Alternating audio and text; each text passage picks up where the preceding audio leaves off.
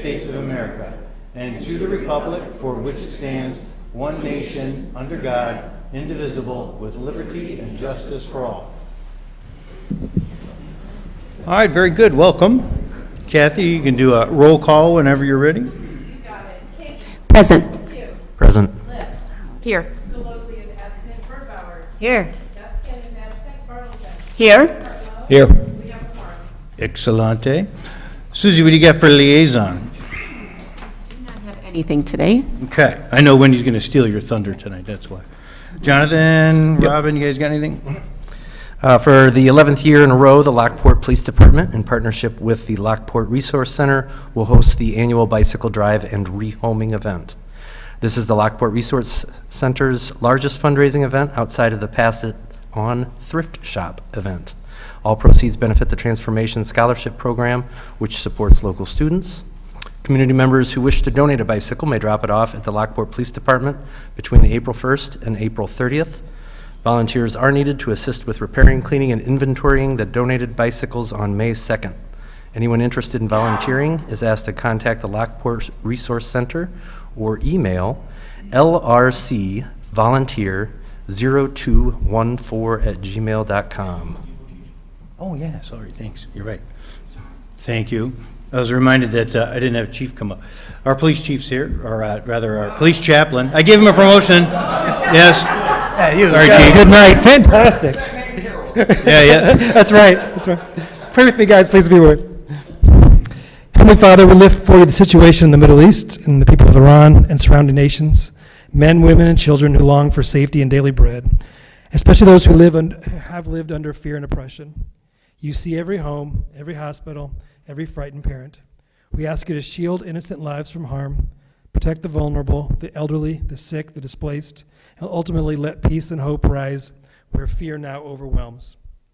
We pray for American service members deployed or on alert during this time, especially family and friends of Lockport residents. Surround them with your protection, body, mind, and spirit. Guard them from harm, strengthen their families who wait and worry at home. Give spouses peace in the night, children reassurance, and parents confidence in your care. May they feel the support of their city and the nearness of your spirit. We tell you tell us to pray for our leaders, so we pray that you would grant them great wisdom. Guide decisions towards justice and peace. May those with power act with humility and dependence on you. Make us people of prayer rather than panic. And Prince of Peace, in a world that feels unstable, we thank you that you ultimately are in control. Bring light into darkness. In your name, amen. Amen. Thank you, Bill, that was very good. All right. Robin, how do those numbers look? The City of Lockport budget for 2026 has been posted on the city website for public access, and last week the Finance Department submitted the budget for the Distinguished Budget Award from the Government Finance Officers Association, and they will hear in a few months whether they achieved all the criteria. I saw the document that Lisa submitted to apply for this award, and it is 7 pages of detailed information that she needs to submit, and she'll inform us when she gets the results. Right on. Thank you, Rob. Anything over here, friends? I have something from Lockport Bloom. March 16th, we're going to go ahead and put shovels in the ground to start the community garden. It's off of Thornton. There's going to be 16 4x8 plots that gardeners can use. We are working with Public Works and the Park District. Once we go live on the Park District pages, you'll be able to register for a plot, which will be $20 for the whole year. That's And- fantastic. Yeah, and then on May 11th, also part of Bloom is our native garden project. On May 11th, we're having the what does it take to be a successful gardener, how you get set up as far as natives, what you need to do, and we're also having that high school again have a plant sale at our meeting. And that's it for us. That's great. Very good. Thank you, Christy. I should attend the one because I kill everything I plant, so. All right. You got anything, Joanne? No. Okay. Steve, good? All right, very good. Well, And don't forget, you guys, Lockport Restaurant Week is going on till March 8th, so just a great time to go out and explore some restaurants. Maybe you've never eaten at some of them, but they usually have extra special fun things on the menu, so if you get a chance, participate in Restaurant Week. Tonight, Wendy's going to come up and do a little talk about our bench program that the Lockport Council of Arts has been working on, so she's going to talk a little bit. So, Wendy Strite, big round of applause for Wendy Strite, please, and thank you. Thank you, Mayor Strite, for having me tonight. So we are going to be working on our Route 66 benches for this summer. If you guys are familiar with the ducks that we did in the past, the benches are what we're going to be doing to celebrate the 100th anniversary of Route 66. And we wanted to update the City Council and let you guys know where we were in the process. So right now, we have hired artists, and we have 22 that we've been able to employ, and we're very excited about that. They've been delivered, and they've already started their designs. Some of them are actually done and ready to go, and many of them, though, are in the process, so we're thrilled about them meeting with the sponsors. We have 22 sponsors. And with that, we have raised a total of $120,000. So this project was never supposed to be something that was funded by the city of Lockport. This was supposed to be something that we were reaching out to sponsors that would help us complete this program. Right now, we've collected $85,000 of the money, and we'll continue to collect the rest of the money. And everything that we raise after we pay for the benches and for the artists, which is pretty exciting that we can pay them $2,000 a piece to get them to work as well. Everything else will be able to go back into hopefully a fund for us to be able to purchase something or put it towards a bigger more meaningful project for the city of Lockport. We're not sure yet what that might look like, but it's something that the Lockport Arts Council will start talking about and having some input and discussing how the money will be used. If you guys are interested, as soon as the website goes live, you'll be able to see where all the benches are going to be hosted, and you can check out the website. It'll provide you with different facts about Route 66 specific to our area. Not 100% just to Lockport, but at least within proximity. But it should be a lot of fun, and I think families will have the opportunity to get a lot of photos, and it'll be an opportunity to go check out our local businesses, and I think it'll just be a fun summer for us to look forward to. Don't forget as well, we'll put the benches that come up and are available, because not all of them are available, but they will be available for auction, just like we did with the ducks. Some of our sponsors chose to purchase the benches outright, and they paid extra so that they could just keep their bench when they're done. So we sold several more of those than we thought we would. So that's very exciting. But you might be able to take home a little piece of Route 66 history in September. So look for the information for that. Do you guys have any questions about the project that I can answer? Any concerns? Great idea. Very cool. Thank you. Great. Well done, very fun. You guys did a great job raising the money and putting it all together, so. Thank you, and please make sure you thank the Council of Arts for us. I will, and I wanted to also extend our thanks from the Lockport Council of Arts to the City of Council for their support, and clearly to our city administration as well. Many of them made phone calls on our behalf, and we're very appreciative of that as well. So, thank you. Right on. Thanks, Wendy. All right, friends. Next, we have the boys bowling team, right? This is really fun. So I'm going to meet, come down, meet me at the podium. Let's do it that way. Come on! Bowlers. Coach here, you guys have a coach, or you guys just free for all?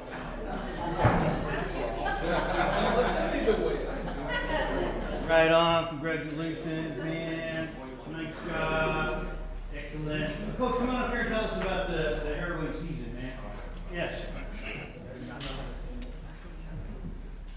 Anyways, we got second place at the state tournament this year. Last year we missed the state finals. This year we got it all back, and we lost by 67 pins. But we were in the top 3 the entire time. We're the only team to shoot 1,000, which is a 200 average for every game. We lost a couple of players this year now because they're graduating. We only have one senior here. Where are you? Austin. Austin also got 3rd individually in the state, which I think you're the top right-handed bowler, right? Yeah, which is awesome. These guys are awesome. Look for them for next year. You know, we have a very young team, which is great. They work really hard. They put up with my crap, and their parents can't thank them enough because they bring them every day and take them to wherever we need. And they're still bowling now. I think all of you bowl a league, right? Monday nights? Yeah, they're still bowling. Yeah, they're just an awesome group. So thank you guys for doing this. Well, that's fantastic.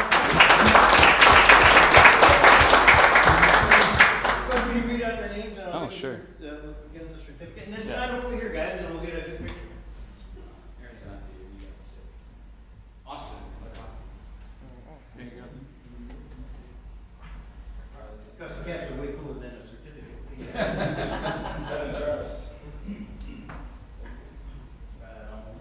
Nathan Cantrell.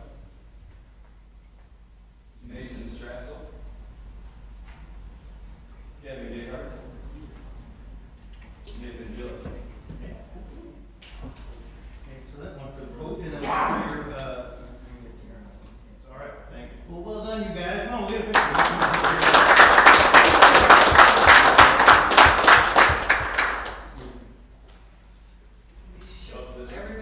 We're like all lopsided. Old guys on the side. Not over there. All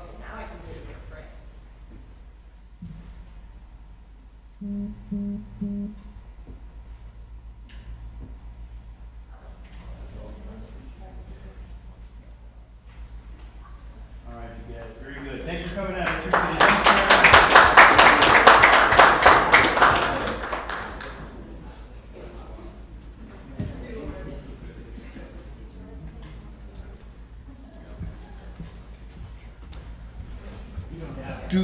Oh, yeah, yeah, don't feel like you have to stay. You can stay, but you don't have to stay. Don't, it's not awkward for you to leave. All right, my friends, well, we will plug away. So I'm looking for a motion to have a consent agenda tonight. All right, Joanne, I'll second. seconded by, was that Susie? Yep. All right, all in favor? Aye. Okay. So tonight, we're looking for approval for our regular city council meeting minutes from February 18th, our city committee of the whole meeting minutes from February 18th, our payroll period ending February 15th, Resolution 26019, which is a reappointment of Joe Young to the police commissioners. We've got reappointment of Lisa to the Lockport Police Pension Board. There's reappointments of Aaron Peters, Kyle Quinn to Lockport Planning and Zoning.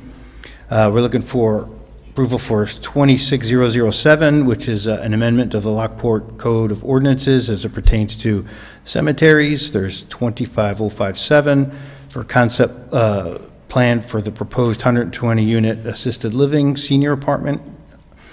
There is resolution 26024 for the task order for resilience assessment, emergency response plan. We've got 26025, which is the industrial pretreatment program assistance from Baxter and Woodman. There's resolution 26029, authorizing the award for contract of relocating the emergency agency building. And then there's an award for the electrical services for the same building. And then lastly, there's resolution 26031, which is the purchase of the new Dodge Durangos over at the PD. So with all that, looking for a motion to approve. Second. Steve Areno and Jonathan, and we'll do a roll call, please. We got it. King, Yes. Aye. Yes. Golodi's absent. Birdbauer. Yes. Dustin's absent. Bartleson. Yes. Cardinal. Aye. All right, so tonight on regular business, we're looking for a motion to approve Resolution 26022, which is reappointments of Nick, I don't even know how to say Nick's name. Riaga. Thank you. And then Ron Liff, each for a 3-year term. We put it here, not consent, because Robin needed to be off of it. So we're looking for a motion for approval. So moved. Second. All right, Jonathan and Christina, and all in favor? Aye. Aye. Any nays? Okay, done. All right. And then we're looking for a motion to approve our bills through February 24th. So moved. Steve, Second. second by Suzette. We do a roll call for that one? Yes. King. Yes. Hugh. Aye. Lipp. Yes. Golodi is absent. Birdbauer. Yes. Dustin is absent. Bartleson. Yes. Cardinal. Aye. Motion passes. All right, next we're looking for a motion to approve the site improvement grant for the property over at 940 through 948 North State. This was the whole parking lot. So we're looking for a motion to approve 50. Did we, wasn't, Was it 80? yeah. What's going on? So do we need to amend that here if we have, how do you want to handle that, Mike? Well, yeah, Lance brought it orally to the committee of the whole meeting, so it's at 50 because that was the original application. The applicant did ask him to raise it to 80 Right. because of the discussion that the council had at the last committee of the whole. He Yep. left it at 50, so you would make the motion to make it 80 if that's what you so choose. Okay, so if we want to do that, I need someone to make a motion for 80. Do we have any feedback on Yeah, the so I did meet with fence? the property owners, and they did agree to the suggested action of changing the layout up front by the building, so that in the future, even though there's a third party to the south that hasn't necessarily engaged to it yet, but it will change the painted lines so that the thoroughfare can be more accepted later. So the fence is still there, but it could be removed. At some point, it could be a thoroughfare. Changing the painted lines as requested has been agreed to, and so they're asking for the 80,000. But why such an increase from 50? Yeah. So the actual cost of the project was a lot more than anticipated, and so they asked for an additional 30 at the committee of the whole. Basically, it was just more expensive than I think they originally anticipated. Even when they applied, they knew that, so they asked for 80 at the last meeting, but because of the debate back and forth between the council and the petitioner, we wanted to go back and meet with them to make sure they would agree to the easement that was requested. And I don't think, there was anybody who was like, after we discussed it, we felt like, okay, we understand the 80. It was just on the agenda as 50 because that was the way it was originally proposed. So it's only housekeeping now if we want to do 80 to ask for it. We need a motion from council to do that. I'll motion. Did you have other questions, though? Or, Just to make it clear in my head, so really, when we were talking last meeting, it was really 80? Yes. Okay. The program, so the way the program's written, they qualified for 50 with the standard terms, but the way it's written, council is allowed to increase that at their discretion. And so they've asked for that additional discretional money. We presented it as what our limits are from staff perspective until you guys consented to make it more or not. And then part of the deliberation was that these additional changes in the layout gave other people a feeling it was a better choice if they were going to pay for more money. I feel like it was a mistake to even give it to us then at 50. I think, well, I think probably Lance would explain it better, but I think it was kind of the original estimate at the time, but, Yeah, I mean, they did request 80 at that time, so we had that information. It wasn't necessarily a bait and switch at the meeting. It was our process step saying, well, we're following our guidelines that we're allowed. If you guys want to consider more, would you? And so that's why we had the debate. Mayor, may I? May I? I think if you recall, Alderwoman, that he put it at 50 because that was the max, and as the mayor had pointed out at the last meeting, that was kind of an arbitrary number that was picked out of the sky at the time the program was put together. They knew the expense that they were going to be involved with, as Lance explained at the last meeting. This is topographically a very difficult parking lot. It's very flat. As he said, it was like a bowling lane, to kind of mirror what our guests were here for earlier. But they knew it was going to be real expensive. They were asking for more than the max, but he only put it in at the max before the committee of the whole, because that's what our program allowed for. But he told the city council at that time that they were asking for more than that. Okay. So my question is then, that would be that 80% of our funds would be used for the year? Right. So again, we throw in budget numbers not knowing what the requests are necessarily at this time in October. We've been doing placeholders of like 100,000. I don't think we've gone past 150 in recent memory. We've had years where we only spend 20. But yes, this would technically be 80% of our current allocation, but we have the ability to spend other dollars if we choose to allocate it towards it. Like, what's the total in the fund right now? 700,000. Yeah, it's because it's been carried over many times, right? It's a restricted fund. You have a so- fund balance that we could bring up, but through our budgeting process, we just kind of. That's dollars that haven't been reserved for other projects. Okay. So what is the total cost that it's costing not only the owners, but also, About 265,000 according to the bids. To redo the whole parking lot, right? Okay.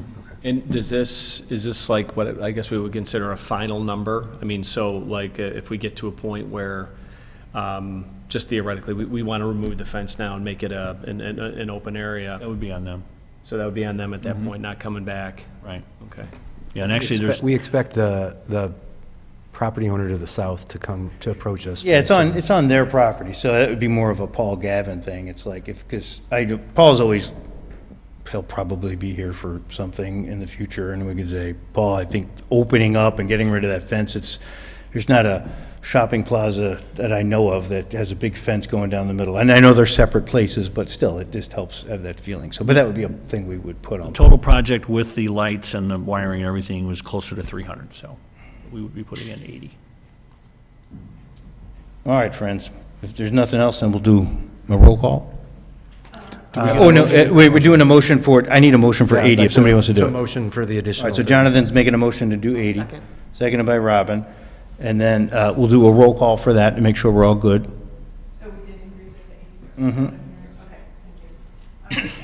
King, Yes. Pugh, Aye. Liv, Yes. Gallogley's absent, Birdbauer. Yes. Weston's absent, Bartleson. yes? Cardinal, Aye. motion passes. All right, now do you want another motion to pass that was a motion to increase it to 80. Do you want one now to? No, I thought the motion was to approve it, just changing the dollar amount to 80. You don't have to do the second one. All good. Yep. So we're set. All good. Very good, thank you. All right, next on the agenda is looking for a motion to approve ordinance 26006, which is amending our code of ordinances as it pertains to CT2. I had asked to put it on action because I had a quick question for Lance, and it was answered to my satisfaction, so I was okay with it. So looking for a motion to approve. So moved. Robin? Second.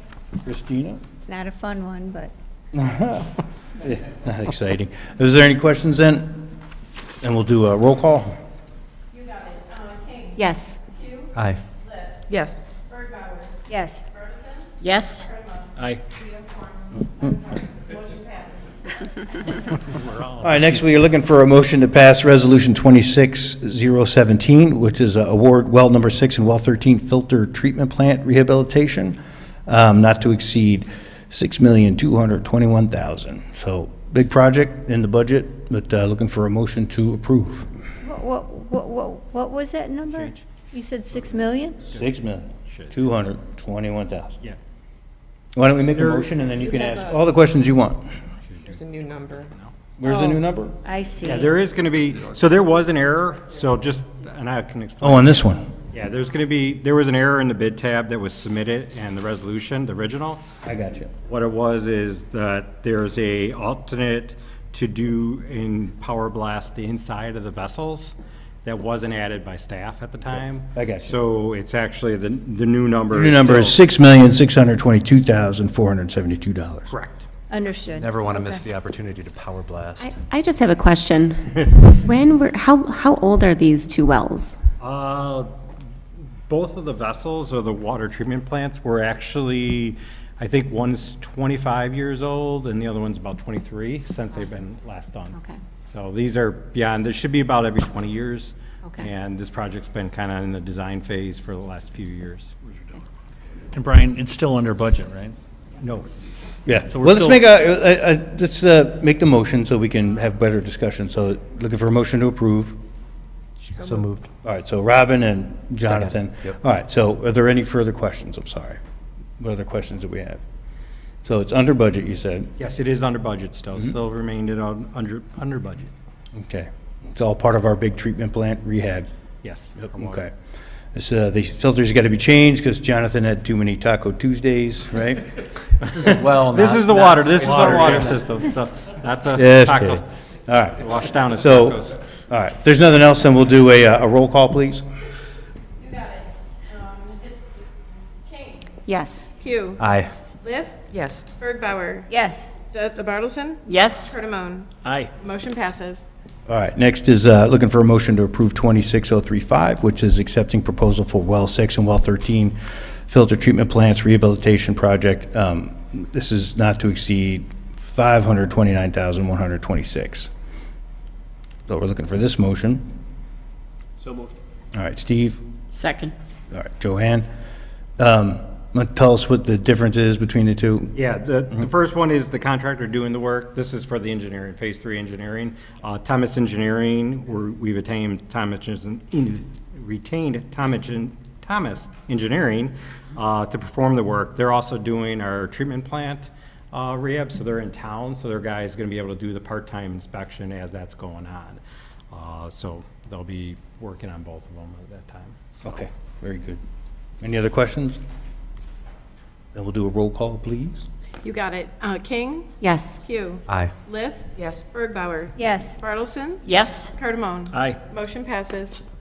All right, next we're looking for a motion to approve Resolution 26037, accepting the proposal for emergency repair of the Maryknoll Lift Station from Conley Excavating, not to exceed $49,756. Looking for a motion. So moved. Jonathan, seconded by Robin. All right, I'll lay this one on us. What's going on? Yeah, this is we kind of showed you or I brought it, I had Alderman Googly present it to you guys. What it was is Maryknoll Lift Station, our staff in February went out on February 27th, found out that there was a failure with codes. When we got out there, it was a little bit beyond deteriorated, so it became an emergency to repair it. So we went out, got three quotes from 3 different vendors. Conley Excavating was the cheapest that came in and responsive bidder, so they're actually going to start the work this week, and then they're going to end up going and completing it by the early next week. So we'll be backing up, and we won't be under, down to one pump only. Okay. So, thank you, Brian. Any other questions? Then we'll do a roll call, please. Do we need to update the cover page for this? It says the repair work was successfully completed last week. Yeah? I mean, just for minutes or for the record or whatever. Cover page of. Yeah, it was emergency repair. We already, yeah. For emergency. So, yeah, it's coming at us from the emergency repair, so. Cool. It's fixed. Okay. Thank you, though. It was a good catch if it were a problem, though, but, all right. So do a roll call, please. You got it. King, Yes. Hugh, Aye. Liff, Yes. Bergbauer, Yes. Deskin is absent, sorry, Bartleson, Yes? Cardamone. Aye. Motion passes. All right, friendos, if there's nothing else, then we'll look for a motion to adjourn from City Council. Second. Joanne, seconded by Jonathan. All in favor? Aye. Aye. All right. Whenever you're ready.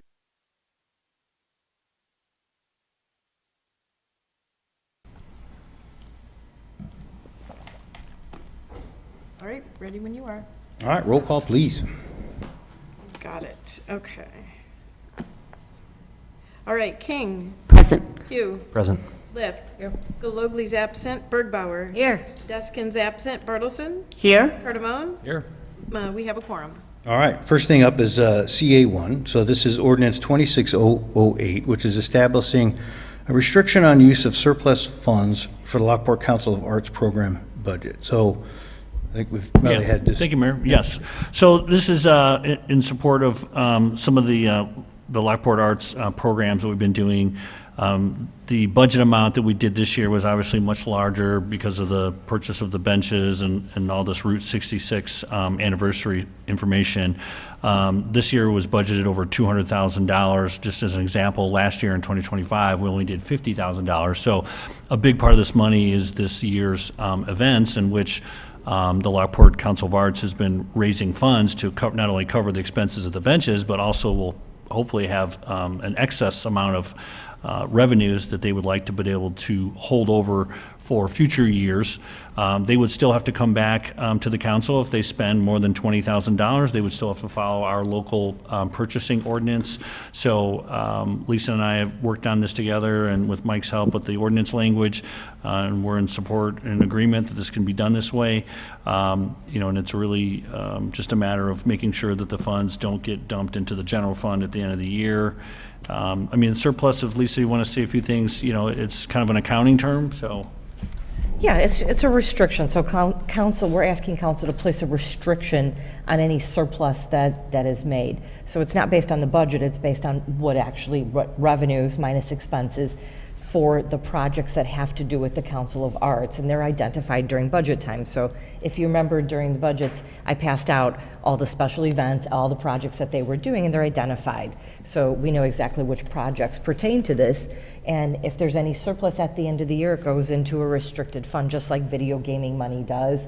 We have a number at the police department that are restricted, so we have a ready accounting structure set up for any type of restriction, and we're asking council to go ahead and allow this restriction, and then at the end of every year, we'll place it in the restricted account, and then it will be spent in future years as, they determine through budget time what they want to do.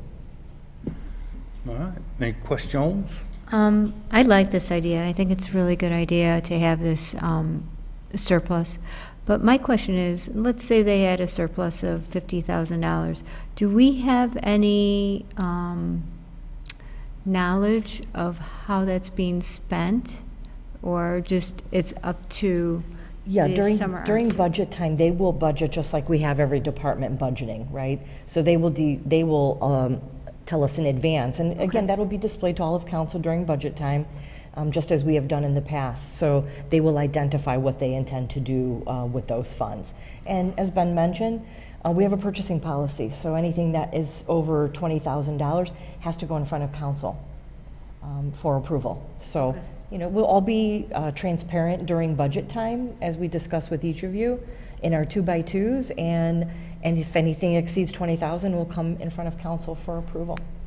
And they still would come to me or Lisa for smaller amounts as well, so. But knowing that they have flexibility if a budget number gets out of whack, because it happens, I just want to make sure we don't restrict them too much. Yeah, it's a budgeted amount. If some amazing thing happened next year that they didn't budget for, as long as there's a fund balance in the restricted account available, we could come to council and say, hey, we want to spend the balance, right? So there's some flexibility there, yeah. All right. A question and comment. First question, I promise it's my last one. I've been bugging Ben and Lisa all day. The surplus is evaluated at the end of the year across the entire program, and Correct. not on a program or a event by event basis. Right, that's the way the ordinance was written. Okay. And the other thing is, just on comment, that it's really important to get this stuff in front of council before we spend the money. And so let's just make an effort to make sure that we're ahead of it and not behind it. Agreed. Mm-hmm. Yeah, and I think, tasking the liaison with that as well, or I know Wendy never hesitates to want to come out and talk, so it's not a problem. So whether it's the council chair in the future or the liaison, we'll make sure that that information is all up front. So can I just make sure I understand? So even if there's a surplus at the end of the year, it's going to go into its designated fund, not the general fund. Right. But if they have an expense where they want to use that, they still have to come before council if it's over 20,000. Right, yes, our purchasing policy dictates how things get spent in, if it's $1,000, it's a management level. If Okay. it's $5,000, it needs Ben and my approval. And if it's over 20,000, it needs council approval. So we have a purchasing policy that dictates how money gets spent. Okay, regardless of the fact that it's designated for their, Right, correct. and I Correct. didn't- It doesn't, Okay. any expense in the city follows the same Okay. purchasing policy. There's still city funds. And I didn't realize that there was a $20,000 ordinance, otherwise I would have brought it through. But I thought because we all sat down on our budget meetings, it was delineated what that was for. So I thought, Yeah, I mean, but there's a little bit difference of budget and appropriation, right? So we all put it in appropriate accounts with the budget, but we still have to come back to get authorization to spend it, so, because, I don't know, it's been that way since forever. I do have one more question. Assuming things go upside down, council can still, even if only $200,000 is budgeted and they only have $50,000 allotted in surplus and something happens to where they need $260,000 for the year, council can still release additional money even though Yes, it's through a budget beyond the amendment. budget? Yes, Yeah. through a Okay. budget amendment, we can adjust any line item in the budget. Just like the facade, if something comes up and you're Yeah. presented with another one, if we have funds available, we can approve additional funds on Well, any. it would stink for like the next to last event to be a dud. I don't ever imagine that happening, and then to like be in a position where we would have to consider canceling an event. I don't want that to happen. So- Well, and I'll just give you an example of how this worked in the past. So before we had it internal, the Main Street used to kind of be when donations came in, they went to Main Street, and then when we auctioned the ducks, there was a big chunk of money that unexpectedly came in, but we didn't have to worry about restricted funds or any of those things because it was all done through Main Street. So it went there, but then what the Council of Arts did was they used that money the following year to buy those Illuminate projectors, which were like $80,000 each. And so they set that whole thing up with the money. So really, it was a matter of if excess money comes in from fundraising, yes, it doesn't make sense to go into the general fund and buy paper clips when they worked really hard to fundraise it. So this is now, if they want to build a bronze statue of Ben, right, and it's within the realm of the the funds that they have, they can do it. Or they can save it up over a number of years, right, maybe, and do some other things. But really, it's there for, again, kind of bigger projects that they can save up for. It gives the staff and volunteers some motivation to, because you're already budgeting for the expense, or, and then you're budgeting for income, and you want to make sure that people are enthused to go ahead and get that income or more, and then they can utilize it on arts information later, so. All right. Let me yes on that statue, Ben. Right. Yeah. All right, man. Are you guys okay with a consent on this? All right, so consent? All right. And then, next, we're looking for, we have the resolution 26036 coming up, which is actually paying for the benches, $47,060. And in support of the last item and the initiative, this was all part of the $150,000 budget that was put in the program to cover all these commemorative benches. And the total cost of all the benches was $47,060. And they've already raised $120,000 in sponsorship that would cover it, so. All right. It's a pass-through purchase, kind of. We okay with consent then on that? Okay. And then PW1, what do you got? Police Yes. chaplain? This is, Oh, Public Works, sorry, that was police, sorry. Oh, yeah. You want to talk? My joke fell flat because I had the wrong department. We'll Yeah. take the Ben statue at the police department. We definitely don't need that at Public Works. So this item is actually, the city was approached by Clearwave Fiber for the installation of citywide fiber optic network in the city of Lockport. Clearwave is an affiliate of Delta Communications, and they plan to expand broadband service under the Broadband Deployment Act, which allows providers to use existing electrical easements and public right-of-ways for broadband infrastructure. The city staff has worked closely with Clearwave to ensure the agreement protects the city's interests. Some of the key terms include a non-inclusive 10-year agreement with options to renew, full reimbursement of the city engineering review, inspections, and administrative costs, Basically, what we're going to do is we're going to hire a consultant to oversee it, because they're going to come in and do mass deployment of the fiber. We'll end up having an engineering consultant that could do spot checks and doing it. So we'll probably looking at hiring Chamlin, who's already in town doing development, and have their staff just kind of go around and make sure that it's getting restored, they're following our codes, and they're putting it in the way and where they're supposed to be putting it in. So if any issues arise, they will go out, handle it first, and hopefully city staff can focus on our projects and stuff.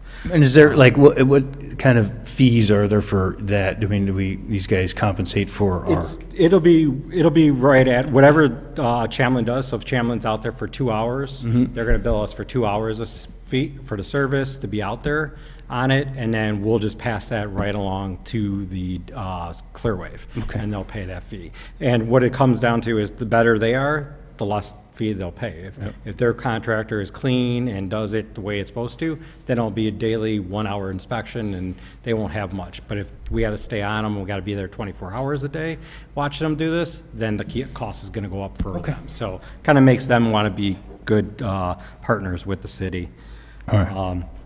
It also covers any above-ground structures. They'll pay the $1,500 landscape fee, very equivalent to what we charge AT&T for their boxes and stuff.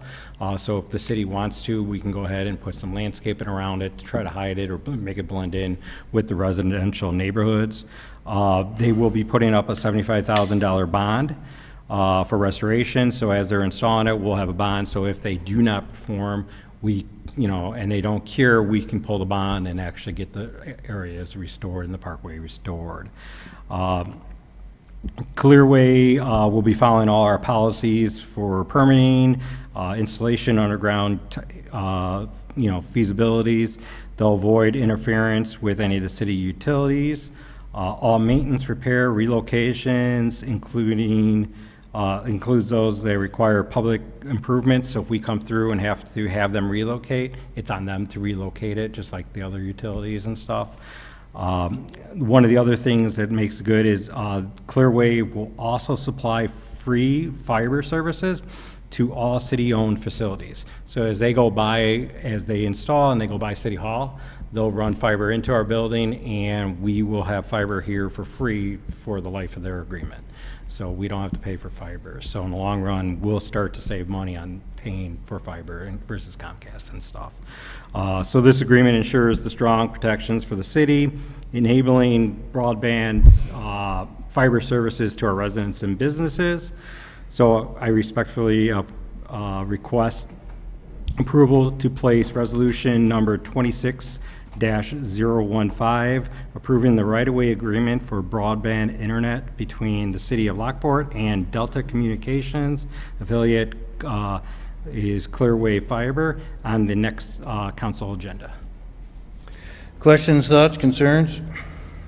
When AT&T came to Lockport with fiber, Yes.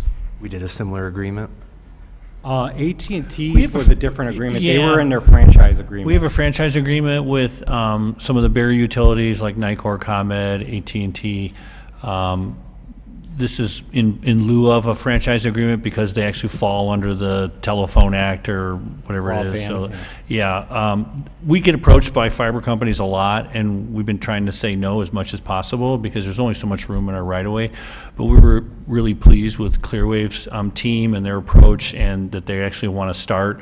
Sometimes they come, and we've dealt with other companies, and there's no plan. These guys are already mobilizing and putting out construction yards nearby, and they're doing, I believe they're in New Lenox and Homer Glen and Lamont. I mean, they're kind of doing this side of the river, so it makes a lot of sense to partner with them. I know they've already reached out. I think they joined the chamber, so they're being good stewards and getting ready to go. And frankly, we were pleased that they were agreeing to so many of our asks. We had a lot of public works asks and concerns, and they handled them, and especially with the ability to make the improvements and clean up things if they don't take care of it in 30 days. So, which is super cool.